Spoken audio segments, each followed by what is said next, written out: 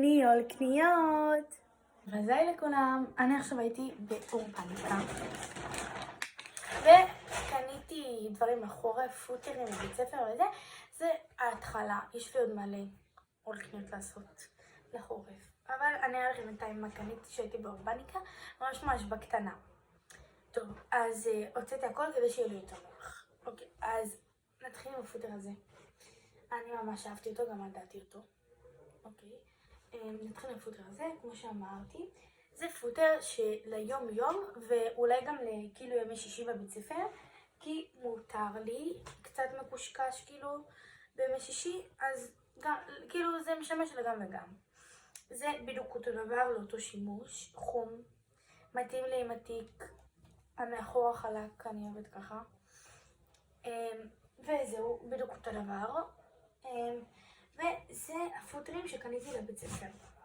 אוקיי, אז יש את זה, שהוא כמובן חלק, ולכולם אני אעשה סמל, אבל יש לו כאילו מי שמכיר, זה כמו פסים אפורים ושמנת כאלה, אולי תצליחו לראות. אוקיי, לא נראה לי שמצליחים לראות כאן, אבל זה שמנת אפור, ממש אפור גם בעיר ברמות, וזה לבית ספר.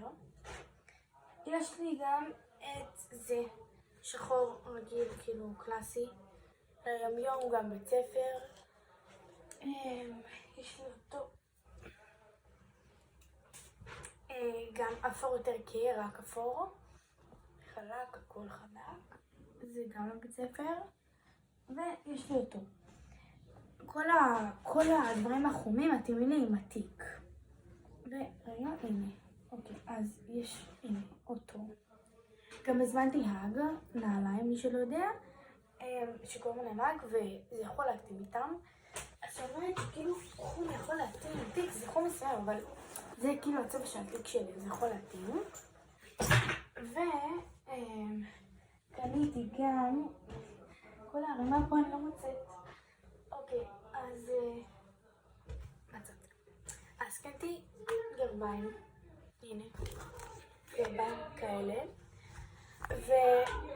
ואותם, כאילו מי שמכיר, אז יש נעליים שאסור שיראו את הגרביים.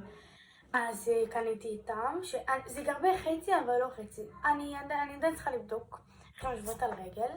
אז קניתי אותם, ודבר אחרון, קניתי קליפסים. קליפסים זה ההתמחות שלי, אני אוהבת קליפסים. ממש, שחורים, קלאסיים, רגיל. אפשר לקרוא לעול הזה מיני עול פוטרים. אבל שיהיה. אז זה היה מיני עול. אם תרצו מדידות, תרשמו בתגובות. אני אפעיל את התגובות, כך שתוכלו לרשום. וזה היה עול קניות שלנו.